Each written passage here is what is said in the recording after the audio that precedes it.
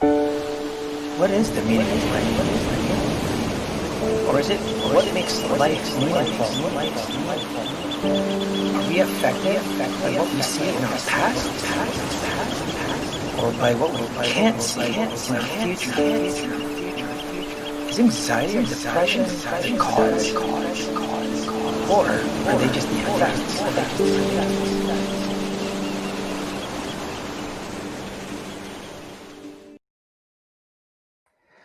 Hello, everybody. Welcome to Thinking Out Loud Live. Basically, this is a podcast or live broadcast for Start Day One, where we discuss mental health and entrepreneurship.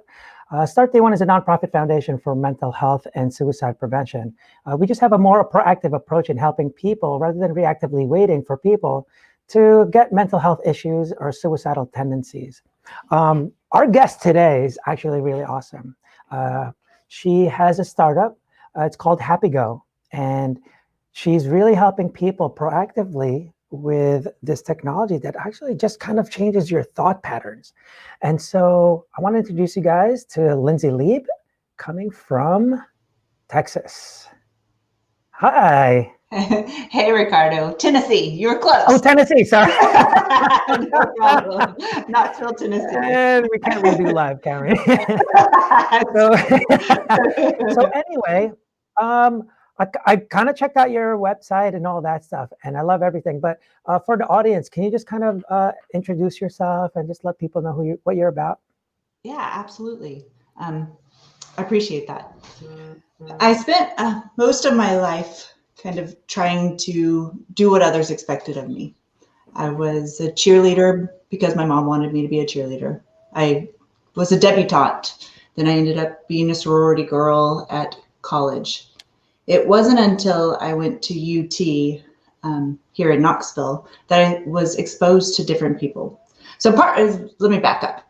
Being a cheerleader, sorority girl, and debutante kind of kept me isolated in this little bubble where I wasn't exposed to different ideas or different opinions or even different belief systems. And I came to UT. I joined a women's group. I joined multiple different kind of thought tanks, and I began to explore other ideas.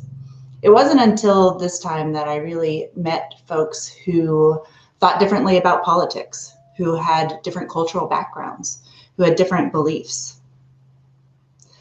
Pretty soon, I started to realize that the bubble that I grew up in, well, it wasn't just me.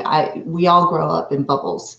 We all have these ideas that are kind of implanted into us as kids and as young adults. And it's not until we grow up that we start to challenge these ideas and look outside. Eventually, I met some folks who had really different ideas than I did, like far different. When it came to the last election, 2016, I was born and raised Republican my whole life. So being in my bubble, we were Republican. That's all we were. We had these ideas. This is what we stood for. This is how things went.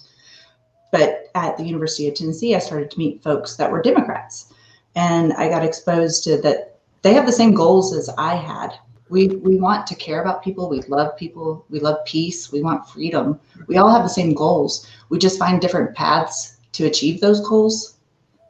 And that's kind of the starting point to how I ended up as a tech founder here with a psychological priming tech. I could go on and on. I'm sure you'll help me better articulate this. Yeah. Yes. So before you got into, let's talk about your previous life here. So tell me your story before the business, before this even happened. Like, what got you started, basically? Like, what was that point? Like, what you wrote to me, right? Yeah, well, actually, there's multiple stories that go into that. Oh, okay. The one that I wrote to you is a big one. So I was having problems in my marriage, and being a cheerleader, debutante, sorority girl, you're kind of taught that you're always positive. You don't let anyone see that you're down. You never talk about the negative things. We don't want to bring people down next to us, all of our friends and family around us. So when I was going through this struggle with my marriage, it was hard because I did it alone, like I do a lot of my struggles. And being a positive person, it was super hard to even recognize that I had a problem. But to make the long story short, the girl that I thought that my husband was having an affair with drove a particular car. So every time I'd be riding around, I'd see this car. Son of... and my brain would immediately go to depression. And I didn't recognize this. Like, I was just stuck every time. This is a Subaru. It's to that car. Yeah, exactly. So it's East Tennessee. There's Subarus everywhere. So I see them all the time. That's okay. That's why you mentioned the car. Gotcha. Yes. Okay, gotcha. I'm like, oh, I wonder what was on that car. That's what I was thinking. I'm like, why did she get depressed? I wonder what was on. I thought it was a sticker, a bumper. I wish. Got it. So that's why. So there was multiple stories, but that was the heaviest thing that really got you. Like, so you're like completely depressed. Because the reason I'm asking you these questions is because I want someone that's actually going through something like that today, from a breakup or anything, just feeling miserable. You know, I want to know kind of what you're going through, because I want to see how you kind of get out of it. And that's what I want to show people, you know, what you went through. So I just kind of want to see what your state of mind was at that time, you know? Yes, thank you. Good. Yeah. My state of mind was stuck. It was hard. I'm a young mom. I have 2 girls, and I was constantly going back to the sadness. And so the cycle was just continuously obsessing about the sadness. So it wasn't until I was driving to meet my dad in a mountain. I had my girls in the back seat in their car seats, and we're going to a cabin, and I see a Subaru pass. And I'm like, oh, damn it, there's that Subaru. And all of those thoughts start coming back. And then I look over. Literally. Then I look over and I see this garden, and it has a puppy running around the outside of it. And I'm a huge animal lover. And it clicked. I'm like, I have a choice.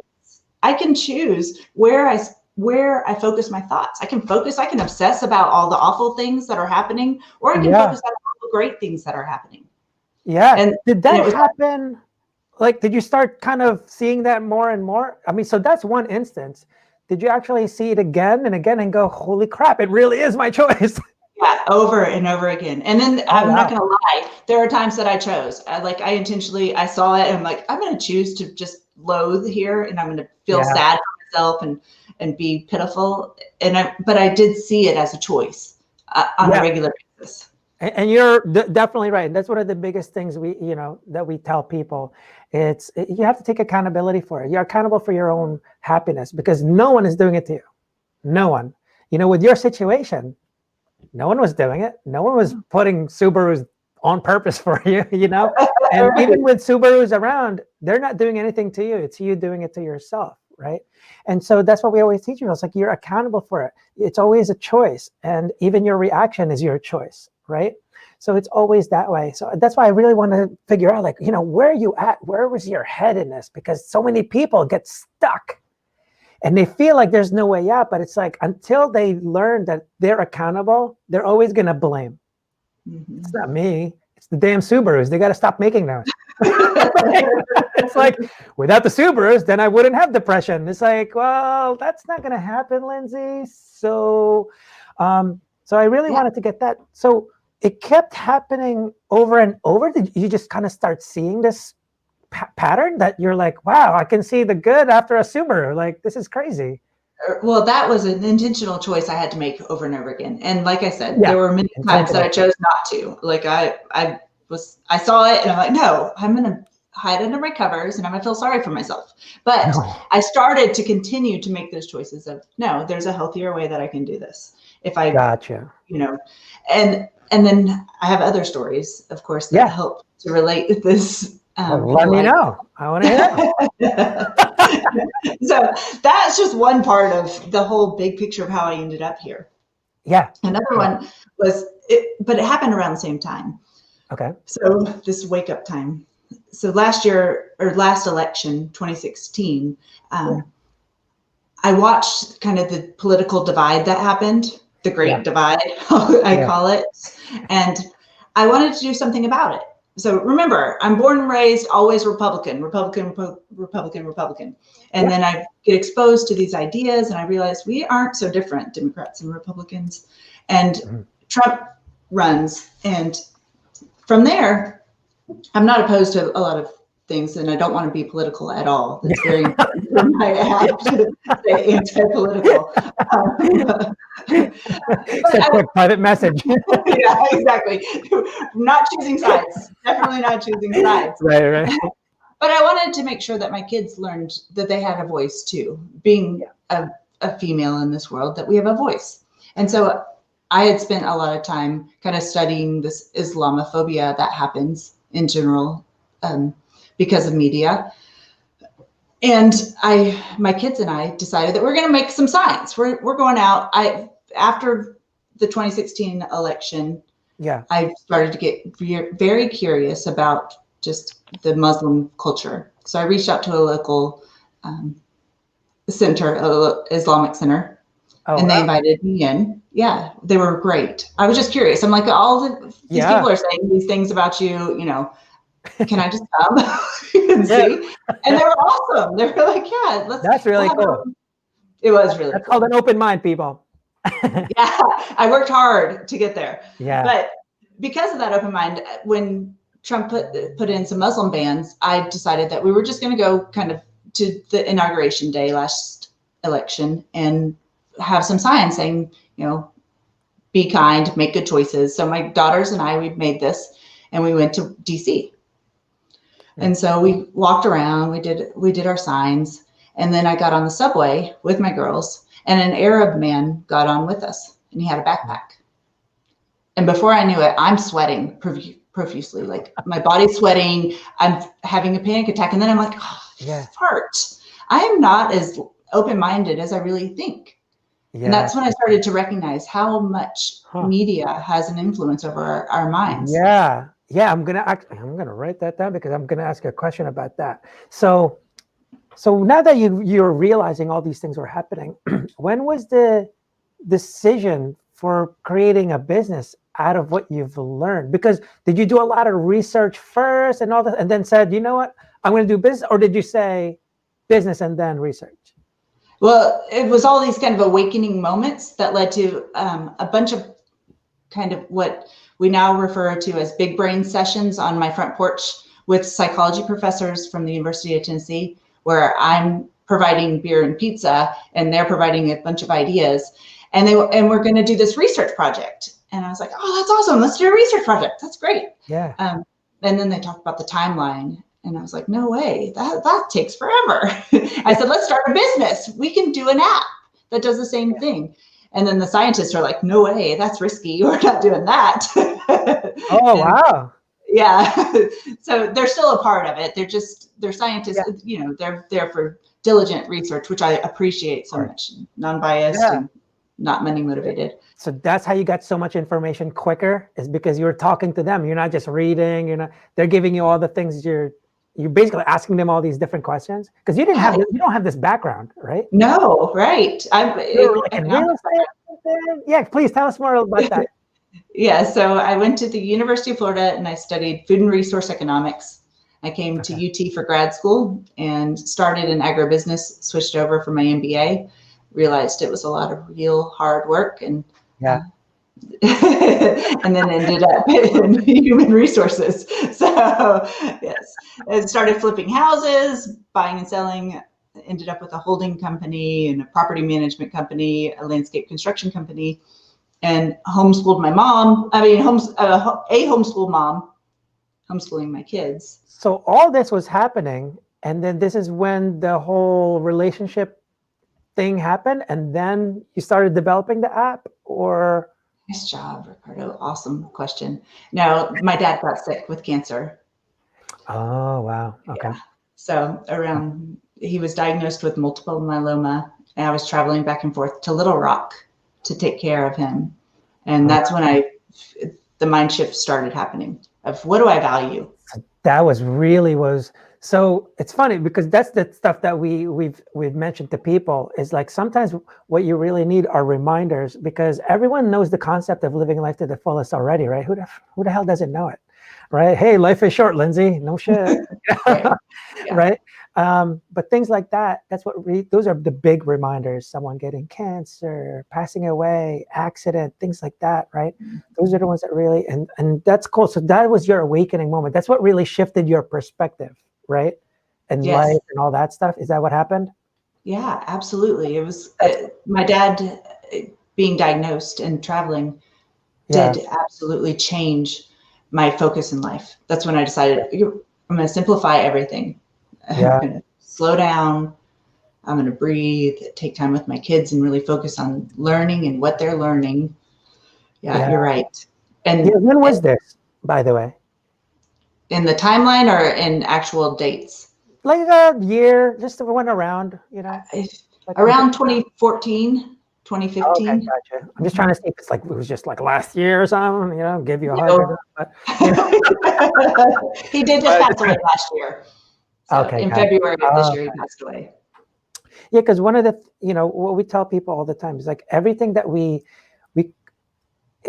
all our problems are really based on our perspectives. That's why rock stars commit suicide while homeless are still trying to stay alive. It's that really difference in perspective. Everyone knows to live life to the fullest and all that stuff. The same way everyone knows to exercise and diet to prevent obesity, but it still happens. How the hell is that still happening if everyone knows, right? So really, and that's where I was talking to you before about the decision. The decision is one of the most important parts. So now what I want to ask you, at what point was the decision to start the business? Because I know your perspective shifted already. So that's great. But now you already have businesses happening. But now you're just kind of looking at life in a different, you're getting this like, holy crap, wisdom, When was the point where you decided, especially when people are telling you, don't freaking do it, Lindsay, what are you doing? Don't do that. So how did that happen? And how did it happen? Yeah, that's a perfect question. It happened on the front porch. Really, it was a summer night, and Mike and our friends were there. Exactly when. Yes, it was. And I was like, dude, we are starting an app. We're going to do this. Like, it's just too obvious. It really was too obvious. Like, there's so much science backing it. I couldn't believe it wasn't already done. And that's when Mike was like, nope, I'm not in it. And I was like, all right, I'm doing it by myself. And Mike's the implicit bias researcher at the University of Tennessee. So right away you were talking, and you said like it's the best way, basically, because I know I read on one of your things, you're like, you basically realize how many times you're picking up your phone. Is that what made you go like, why can't we do it with this thing? Like, right, like here we are connected. Yeah, exactly. Before we even go into that, explain a little bit more, Happy Go, like what it does, and what it's really doing, like just a basic right now, at least. And then I'm going to ask you questions. Good. Well, Happy Go works in the background of the screens to help us reach the goals that we decide. Instead of media or marketing telling us what we need to think about or what's important, Happy Go gives the power back to the user to decide what's important for them. And then it, just like Google Ads or something, it's continuously feeding those stimuli that actually encourages those behaviors to reach the goals that we decide. That's what it's working to do. It's supporting people. And don't get me wrong, I don't think that marketing's bad. I'm a marketing person. I've done it with all my other businesses forever. I'll do it for Happy Go. It's the difference is with this isolated kind of personalized marketing campaign that happens now. So if we think about how it used to work, we sat in front of a TV together as a family, and the Super Bowl ad would come up and we'd all be like, oh yeah, there's Janet Jackson's boob. Okay, great. Yeah. One of the things I downloaded your app because obviously I gotta figure, I gotta find out what she's up to here. One of the things that I thought was really cool, because it wasn't just a generic type of like feel better, and you actually had specific categories like, well, what's your goal? And those are the kind of images that we're going to show you. So you had, well, what are the categories? I think one is just like finances or something, or you had like different things, like being happier, exercising, things like that, right? Right. Yeah, you're absolutely right. So we can support any goal. Priming can support it, but there's 5 major categories. It's mind, body, spirit, financial, and relationships. Okay. And so what kind of triggered me to start this whole thing was the relationship part of things, Okay. watching the way media can influence the way we view people. But then once I started to dig deeper, I realized that priming supports diet. If we can use our core instinctual emotions the way marketing does, there's this whole field of marketing called neuromarketing, where they will sit people kind of like we are doing now, and they show them ads and they test hormone levels and they watch how our neurons are firing to make sure they're getting the most emotional response that they can, like the biggest emotional response that they can get. What we're doing is using priming science, the latest priming science, and putting it into a user-friendly tool where people can access that to develop healthy habits and to support their own personal goals. That's really cool. One other thing, so to make people understand, a lot of times I do a lot of, metaphors and stuff with mental health. I always compare it to physical health. And we talked a little bit just before this, right? That I compared it to obesity. Like the only way to prevent obesity is having, and everyone knows this, it's diet and exercise. And what's funny is, like, now that I'm talking to you, I always mention to people, it's almost the same thing. What's with your mental health, right? It's the hard part is you can't see where you're at. So, and start day one. So what are kind of our philosophy behind start day one, right? Is that everything kind of starts off with a bad perspective. And that actually is what evolves to becoming suicidal tendencies. Suicidal tendency or suicide, would be at the very end, only because if you succeed, there's nothing after that, right? But everything in between is basically like, oh, I hate Mondays, relationship sucks, and then you get to become an alcoholic, and then you become a drug abuser. But people try to segment these as if they're all different things. It's all the same cause, just different results or different phases, really. Like, where are you at on this timeline? Because whether you're complaining about Mondays or being an alcoholic, you're headed this way. The same way when you have a bad diet and no exercise habits, you're headed towards obesity, like guaranteed. Right. Like you're headed there. I tell people all the time, the best time to exercise, to lose weight or whatever else, to be healthy is today. Not when you're 20 pounds over, not when you're 100. There's no specific day. It's like right away. And people don't think about this in their mental health. They don't go like, so when you see something suicide prevention, it's like, I don't need that. I'm good. In the meantime, you're miserable as hell, but you're not suicidal. The thing is, all these organizations are doing the same thing. What they're saying is like, hey, we're suicide prevention. Call us. Hey, how's it going? I'm alcoholic. I said, suicidal?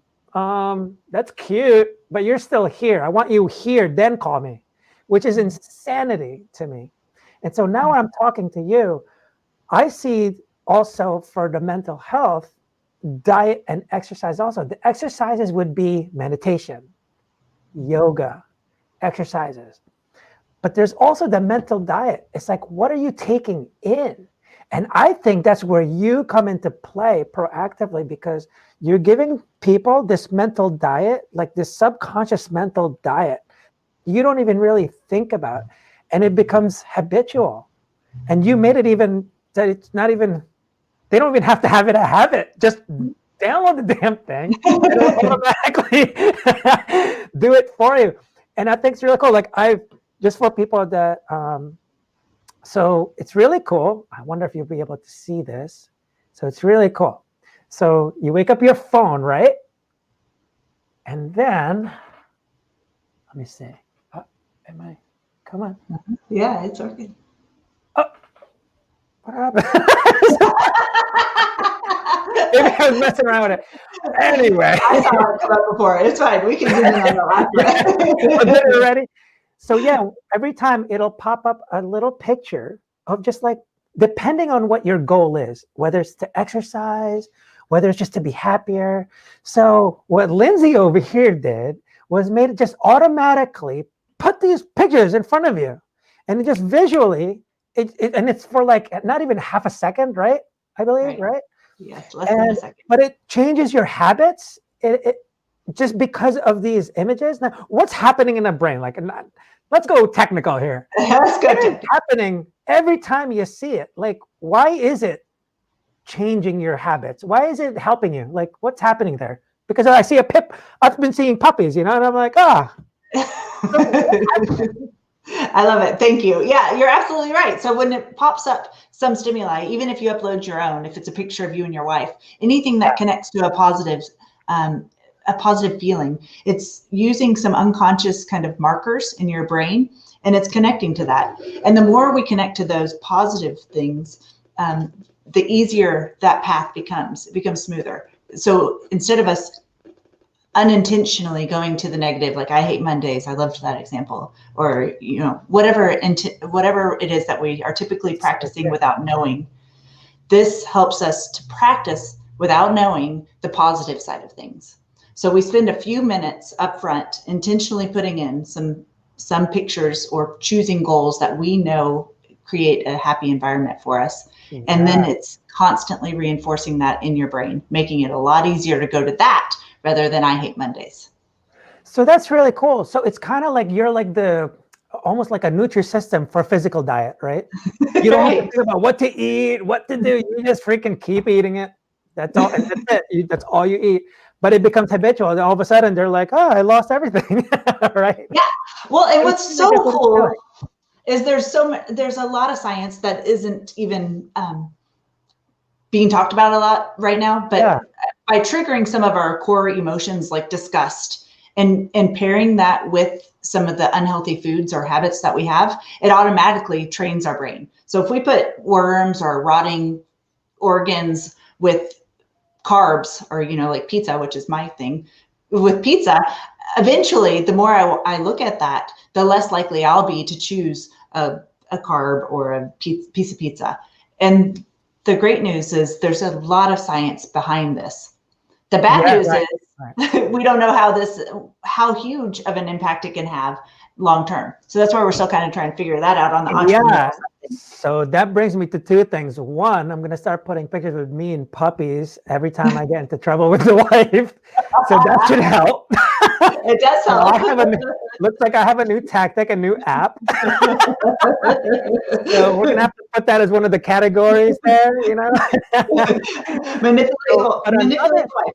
Yeah, but another thing is when you bring up, and especially it's perfect time to talk about this with the turmoil that's happening in the US. And you brought up earlier about the media, because that's basically the priming happening to us, right?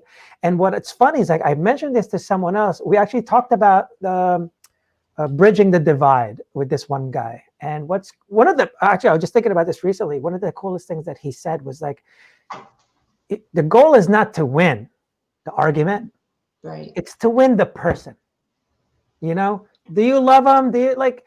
It's not to go like, well, you don't care, like, leave the country then. Like, that's not gonna happen. So, do you care for the person? Do you want them to learn? Then maybe just like in entrepreneurial, in startups, right? When the investors say, Happy goes, I don't get it. That means you just didn't explain it well enough. It's not because that investor sucks or he's a bad person. It's just like, how do I explain this better? Because I don't think it's coming through. And that's what people have to understand when they're talking about politics and this. Like, you don't know what they know. You got to understand they are coming from different perspectives. So anyway, going into the whole media thing, and I totally get it, the priming thing.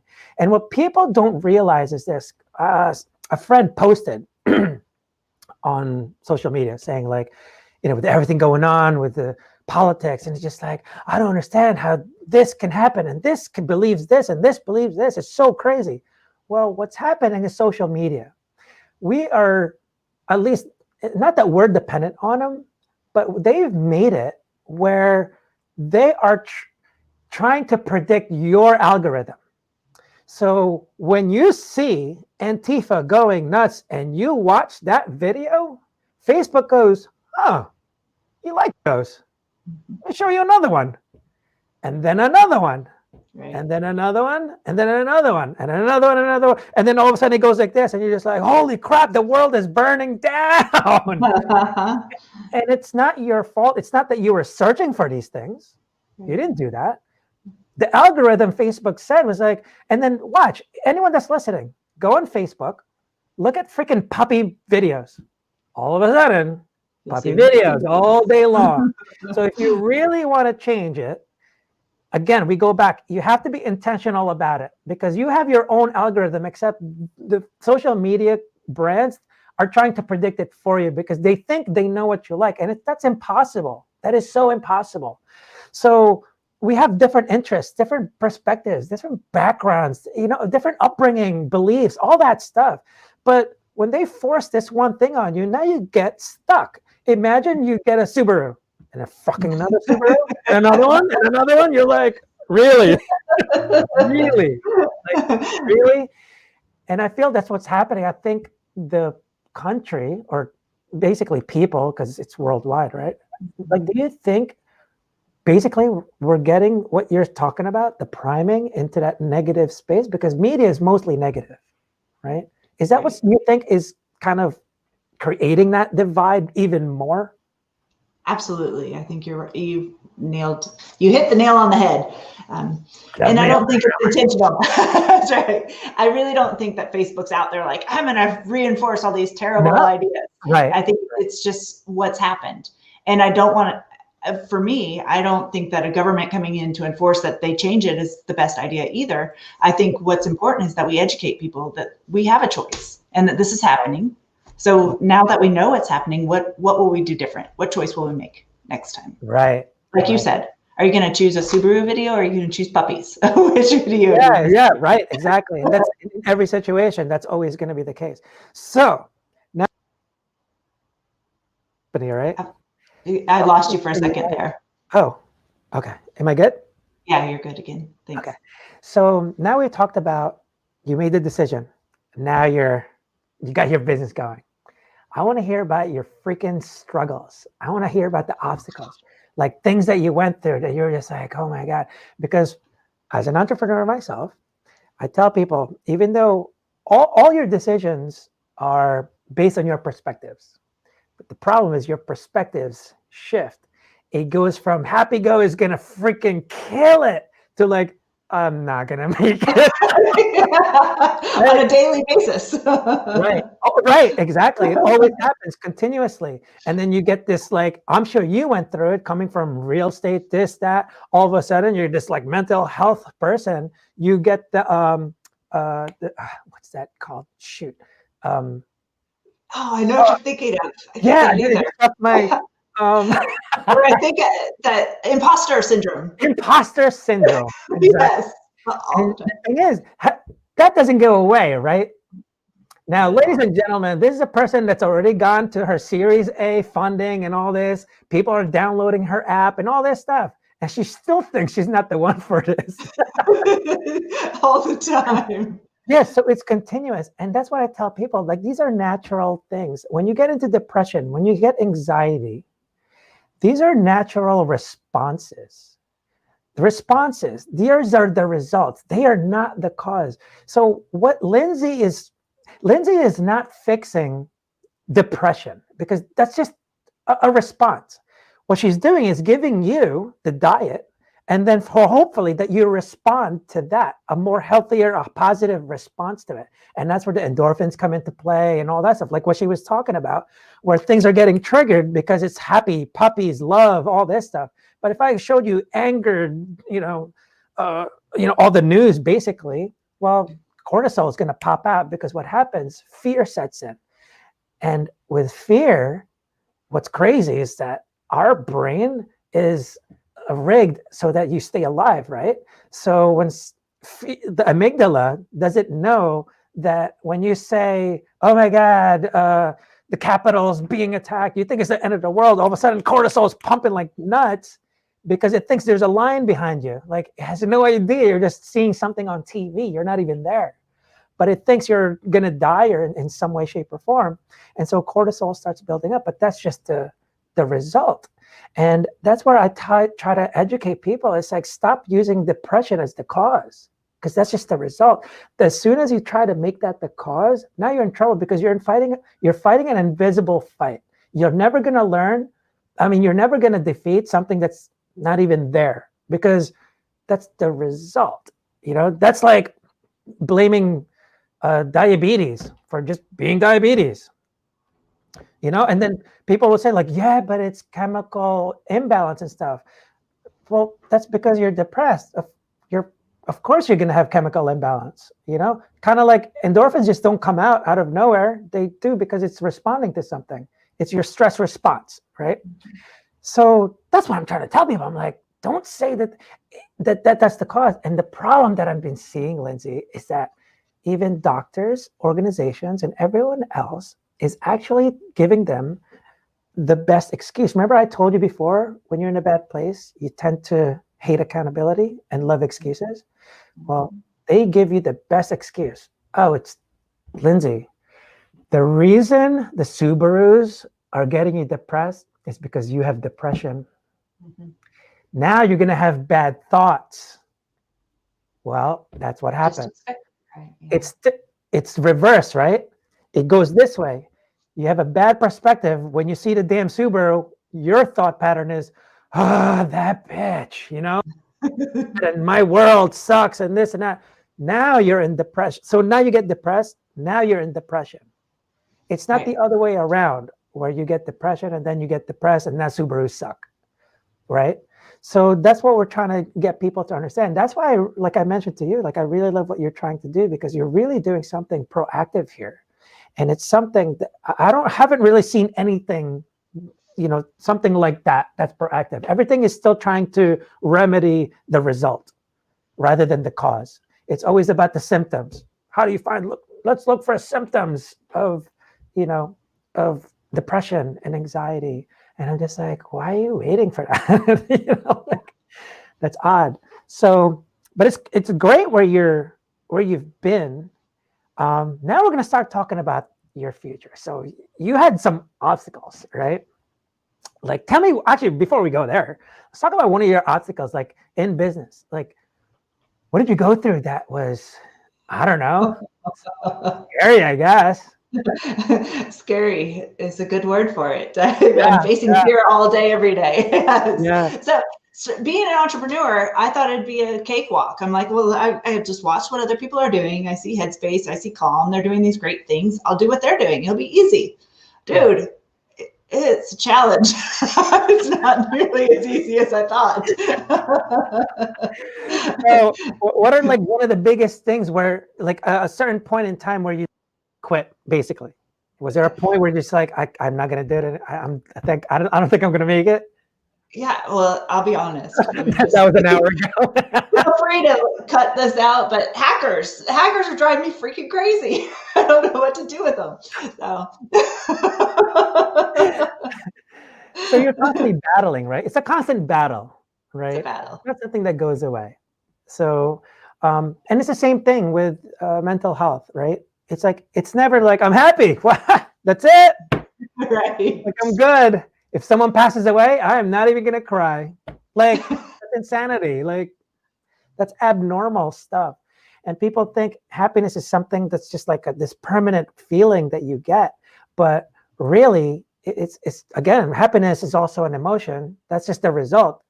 If you don't keep doing the same thing, the results will differ. Like, happiness is not permanent unless you do things that make you happy. If your perspective starts shifting, I'm pretty sure you're not going to be happy. Like, as entrepreneurs, right? It's like, you don't know when that day is. But if we believed what everyone else believed in the mental health or people that are patients or depressed, then we'd be in trouble, right? If we blame depression for our ups and downs in entrepreneurship, we're in trouble. It's like, that means I'm going to need a pill. Every entrepreneur then needs a pill. Oh, dude, we need serious pills because the ups and downs, they're all over. Just being vulnerable enough to be on your show, I need like 17 pills here. And then when I come off of it, I'm going to need 17 pills down here. This isn't water. This isn't. But yeah, so, and what's funny is like, so now we're going to talk about the future. So I just want people to kind of grasp, your kind of journey, right? She was miserable as hell. She shouldn't have been starting anything at all. She was going through some shit and she realized something. And the thing about entrepreneurs that I've seen is entrepreneurs are just purpose-driven people that solve problems. And they happen to monetize it because without the monetization, they can't solve the problems. So it's like it just keeps on going. So whether you're an introvert, you're going to handle sales. If you're an extrovert, well, you're going to handle freaking programming or whatever else you got to do in a computer. Like you just make shit happen, basically. And I want people to understand. And that's why I'm doing this show with you, because I want the people to really see the association with entrepreneurship and mental health, how that can really help them out, the same mindset.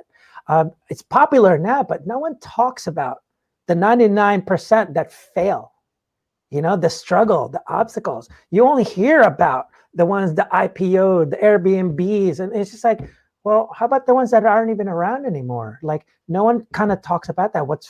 And so that's why I kind of wanted to talk to you about your struggles and what you went through, how difficult it was, because it's something that happens all the time. It was a choice. Like that's the great thing about purpose and having a mission, is because it doesn't care if it sucks or if it's awesome, because you're still going to go for it. It really doesn't care. You didn't do it because it was going to be well, before we even talked, Lindsay was just like, yeah, so I figured like, oh, I'm going to have more time with my kids. She's like, well, that didn't happen. So we're now going to talk about kind of the future, what you're seeing, what you think about your company, where it's going to go. Because the more and more I think about this, the future is basically, to me, has becoming more and more important than the past or the present. Almost every single negative emotion that we have is based on a future. When someone passes away, it's not because they passed away. It's because now you're not with them into the future. Because or breakups, your breakup, for example, right? When you had broken up with them, what if I had told you there, like, Lindsay, I am from the future.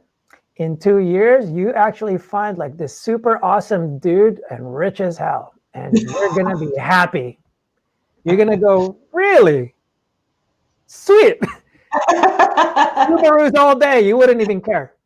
All day. It's because you have a different version of the future. Same thing with fear. It's not fear today. Like, look at the pandemic. You're totally fine at home, like completely fine. I mean, you're not in trouble whatsoever. But people are like going through anxiety in this because of something based on the future, what's going to happen. And so I know the future is very important.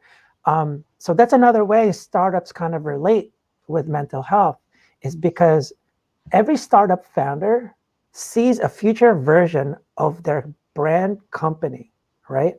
Based on their mission.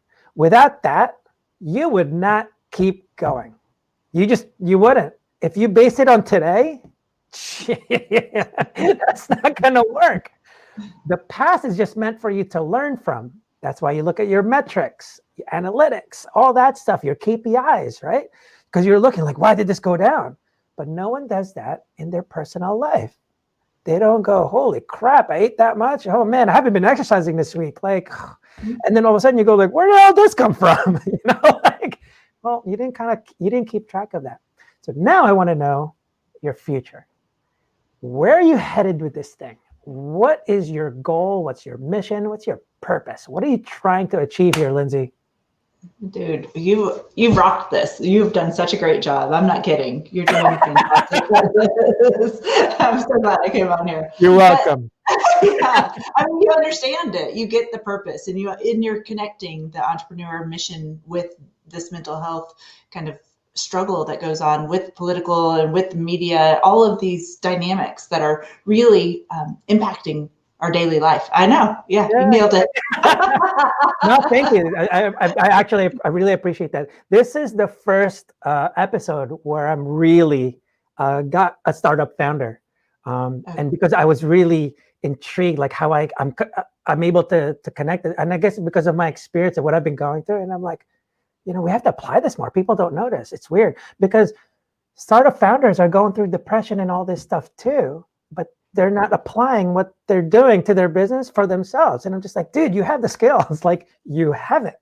you're looking at metrics, you're doing this, you're doing sales, you're going out there, you're forcing yourself to do these, but why aren't you intentionally helping you? Like, you have to do the same thing, you know? So let's talk about your future here.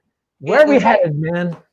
So the same thing that you're talking about is that what we're hoping for Happy Go and planning for in the next 12 months is that it's going to be like a detection tool. So it's going to measure what the important key metrics. It's going to feed it back to you. So if you decided that your goal, pretend, is weight loss or healthy eating, let's say, and you drive through McDonald's 5 times, our app will show you, hey, you've been through McDonald's 5 times, which is up from last week where you only went through 3 times. Are you sure that's what you want to be doing? And then even as you're driving through McDonald's, it'll start to show you healthy primes of fruit. Do you want to be, kind of, it's true. Oh yeah, I'm really excited. I like what you've done there.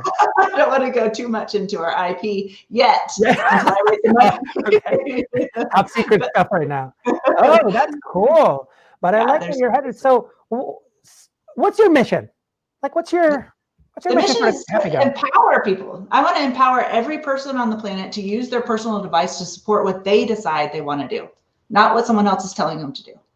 If you decide that you want to lose weight, or you decide that you want to, jog 17 miles, whatever it is you decide you want to do, I want our technology to be able to scientifically support you in a user-friendly and effective way. Yeah, I like it. I guess kind of like what we mentioned before, this has become that mental diet that really helps people without effort. That's what's cool. The only intentional that you need to do is the downloading part. Right? After that, it's unintentional. You're just like, oh, puppies. That's what I'm doing. I'm like, oh, babe, check it out. But then it disappears. It's like, you missed it. So what are you seeing now? Where are you at with Happy Go? What's the next milestone, I guess? We're about to go back out for a raise. You and I talked about how intimidating that is to go out and pitch and talk. But yes, we're finishing our Series A right now. And then from there, we're hoping to, by the end of the year, really scale and raise another round so that we can send this out globally, not just for our local little environment on the consumer. Yeah. So not only does this apply to consumers, but it also applies to businesses. We can use its motivation, basically. We can motivate any kind of behavior. What's important for me, and this is what I want to make sure this is clear, is that there's no manipulation. Everyone knows that it's happening. We talk about it. It's more effective that way anyways. They're even picking which one they want. Right. When it comes to organizations though, so if I'm Salesforce and I'm going to use this as a tool to encourage my sales team, then what's important to me and what science says is that it's a lot more effective if your sales team knows that they're being primed for customer service or emotional intelligence, whatever it is. I didn't know you're going B2B style. Oh, wow. Wow. That's interesting move. That is an interesting move. I didn't see that one coming. Wow. How did you come about with that? Well, the data. So John Barge from Yale is our science officer, our chief science officer, and he worked with Gary Latham in Canada doing research on how this can be effective in a business setting. So they do consulting and stuff on the side, but now we're bringing it to the world. That's really cool. That is really cool. Actually, what's funny is you see teal back there. Yeah, that's right. Yeah, the reason for that is, actually I refer to it as the mental diet, but the reason for that is because that's actually our theme color for my apparel brand, which is here, and also Start Day One. And basically we made an acronym of what anyone can really give that can help with preventing mental health issues or suicide. And it stands for time, effort, attention, and love, because everyone is always waiting for symptoms to happen. So instead, what we're telling them, you need to give teal now. Like, you don't wait until your kid doesn't get out of his room. Take the kid to the park today. Give your kid a hug right now. Not later, not when you see them struggling, not when they're depressed, not when their anxiety is kicking in or whatever it is. It's like you just provide teal. So to me, I told people it's kind of like that mental diet that people, this one's something you can give though, because it's hard to get teal, you don't.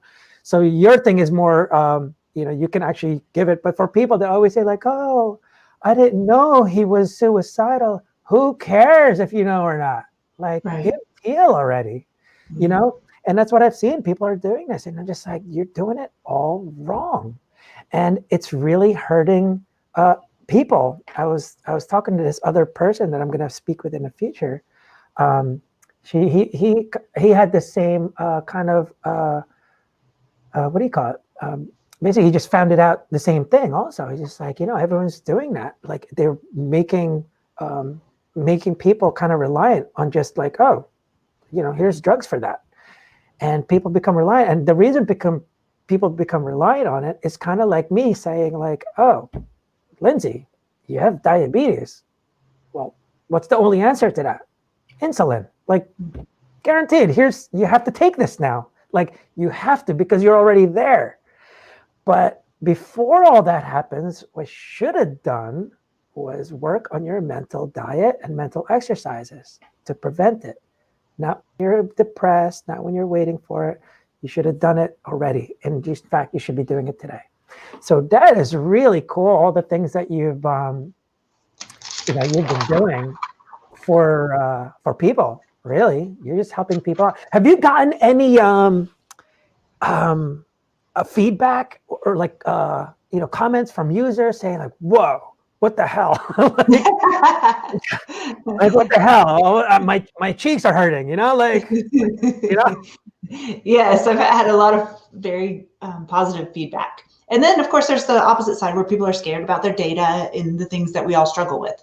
So I think there's realistic and valuable points to be made on both sides. But yes, overall, the feedback has been extremely positive. And I can tell from my personal experience when I moved from my Android to an iPhone and it doesn't work the same on an iPhone yet, I missed it.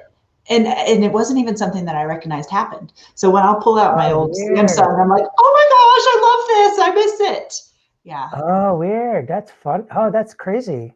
I guess it's kind of like, when you start, it's like when you started a diet, right? Like, no more McDonald's. And then you just kind of get used to it. You don't even fiend it anymore. It just becomes this habit. And that's funny. Now you're actually missing it. You're like, shoot, I gotta get my fix. Yeah, that's actually funny. So that's really cool.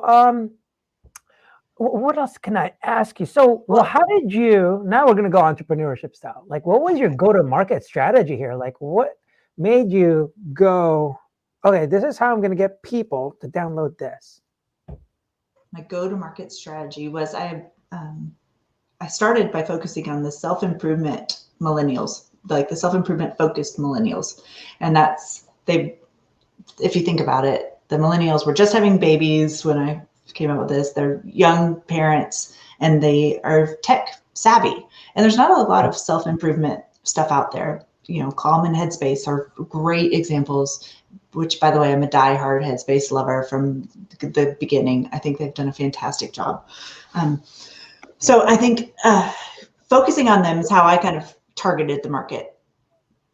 Gotcha. But with the teal, I have a question about that still. First, I want you to repeat, if you don't mind, what teal stands for, because I think you're right on with a lot of this mental diet. Time. Yeah, it's time, effort. Actually, I'll put it right here. Boom. Thank you. Yeah. So it's time, effort, attention, and love. And it's funny, those actually become almost like the beginning stages anyway. A lot of times when people are in a negative world or negative zone, basically, motivation sucks. They hate it. It's because it has to come from them, right? And that's what makes it hard to motivate someone. Actually, what I've learned too is like people use motivation at the wrong time. So from my experience, everything starts off, remember how I was saying, everything stems from your perspectives, right? If your perspective is this way, all your decisions will follow. But the problem is, it's hard to gauge which perspectives are good or bad for you. So it really goes one step back. You have to determine your purpose, your mission. Same thing with a company, right? Without a purpose, it's very difficult, because then your perspective is like, oh, anything can go. Oh, cool. Let's go into this with mental health and this and also this. Hey, let's start a group chat. And it's just like, okay, now you're not priming anymore. Like, where are you? Where are you going with this? You don't become focused, right? So anyway, by getting a sense of purpose, like I mentioned before, it doesn't care about pleasure or pain. It just cares about the purpose. So you go right through, because that's your why. And when people don't have their whys, it's very difficult to determine the perspectives, because the perspectives are either going to be a threat or a benefit to your purpose, right? So after that, or actually, this is the difference between inspiration and motivation. So to shift your perspectives, that's where inspiration comes in. You get inspired, but that's all inspiration does. You see something and all of a sudden you go, Happy Go is going to make it. I'm going to kill it, right? Something shifted your perspective. You didn't do anything new. You're in the same exact situation. Nothing even changed. But all of a sudden you're going to kill it this time though. But in an hour you're not. Like, so your perspective is always shifting. And people that are in depression thinks it's going to permanently stick to one way, and then you're going to be good. No, it's always shifting. So stop forcing it to just be like this the whole time. Because someone's going to pass away and my perspective is going to shift. I'm going to lose a customer and all of a sudden it's going to shift. I'm going to get a negative review somewhere. It's going to shift. Like, something is always, and no matter what, these are responses, right? So the perspective needs to be in line. Perspective, your decisions follow automatically. And what's funny is, people think you need to figure out the solutions and then I'll decide. Ladies and gentlemen, Lindsey didn't go, let's see, how do I create an app? Let me go figure that out, this out. Okay, now I'm going to start a business. That is so not how it works, man. What happens is, Lindsey said, I'm going to start a business. I'm doing it. And all of a sudden, she starts answering all these questions. She starts figuring it out. Who do I get as a developer? Maybe I should get a mentor. Oh, maybe I should look into this website. What's this about? And then you just learn and learn because you made the decision. That's when motivation comes in, after the decision. Motivation before that is a waste of time. Waste of time. Because until I shift your perspective, the decisions aren't going to follow. So if I try to motivate you here and here, nothing's going to happen, because motivation actually becomes a result, kind of like passion, kind of like goals. You can't have a goal if you haven't decided what to do yet. Like, impossible. And one of the things that I recently learned about goals is that everyone's doing goals wrong. People are making goals like, I'm going to reach 1 million this year, right? My company's going to do $1 million in sales this year. That's my goal. It's like, yeah, but that's out of your control. So what you really should be doing is, my goal is to reach out to this many customers a week, to do this every day, every month, and whatever. And hopefully that turns out to be $1 million. That's right. Might be more. And that's how people really have to set a goal. You can't say, like, I'm going to lose 10 pounds. I don't know how your body works. And I don't know how much you're going to exercise. So what you really should do is, I'm going to walk 30 minutes a day. I'm going to do at least 10 push-ups in between something. Those are in your control, full accountability. When you don't reach it, there's no excuses. Like, no excuse at all. Like, you couldn't call 10 customers today? Really? You didn't? So that's a better way of creating goals. But either way, it's purpose, inspiration if you need it, to change your perspective. From perspective, then actually it changes your beliefs. And then that's when all of a sudden the decision is made, and then solutions happen automatically. A lot of people don't understand what I mean by that. And then they go like, what do you mean decisions come first? Or so I told them, I was like, it's kind of like everyone says there's no time or money. But when your best friend got married, what the hell did you do? all of a sudden you're freaking like, hey, bachelorette. Like, oh, how'd you do that? You didn't have money or time. Because you shifted your perspective. You said, yeah, but that's my girl. Same situation, right? Nothing changed. And you told yourself you have to go. So you make the time, take off of work. You make sure you can get off. Babysitters if you gotta. Well, now the money part, And really all we have, so I have 2 comments on that. All we really have in our life is time. And I say property, like tangible land, property are the only things that we can't reproduce. Everything else is we can reproduce. But back to your goal setting, which I think is a really important part. I think having this ideal goal of, as a company, I'm going to be $10 billion by whatever year, and then working backwards into those bite-sized chunks that you're talking about is key to success. If we don't have a big vision, which I can go into the vision boards and all of this, like if we don't have some big vision that we're actually striving for, then we don't have the motivation. That's the passion that you're talking about. Awesome. But then taking that passion down to bite-sized chunks that I'm going to call 10 customers this week. I'm going to put a pitch out to 5 people this week. I'm going to go on a show, even though I feel awkward and obnoxious 3 times, like really, if we don't do the uncomfortable work. That's awesome. That is really awesome. And I hope people, whoever's watching, I hope you caught on to that. Because you can apply these things to your personal self. When you make a goal, and what I've seen too, a lot of people in depression, anxiety, and all these like mental health issues, they don't actually think about making that decision to get rid of it. They almost kind of want to keep it as an excuse. If you really wanting to get rid of it, and that's your goal, then like what you said, you have to have this major goal, but then go backwards. Well, what do you need to do to make that happen? I've learned that a lot of people are freaking insane. They complain about things they do absolutely nothing about it at all. That's absolutely right. And if I could choose one little pin for why I started Happy Go, was watching everyone complain on social media and not do anything about it. Oh, wow. Motivated me. Oh, wow. That's awesome. That's a great motivator. All right. She's hooking you guys up. It's been fantastic, Ricardo. I appreciate all the time, and I love what you're doing for the world. It's awesome. Yeah, thank you so much. Yeah, thank you so much for taking the time to be with us. I know you have a busy life, so I really appreciate it. I hope everyone that watched really learned a lot. Again, this is Lindsey Lieb. You can go check out her app. There's a free version. You can go to happygo.app. Download it. Doesn't hurt you. It actually benefits you. So check that out. And until next time, I'll see everyone else. All right. Thank you again, Lindsey. Bye. Thanks so much. Okay. Bye.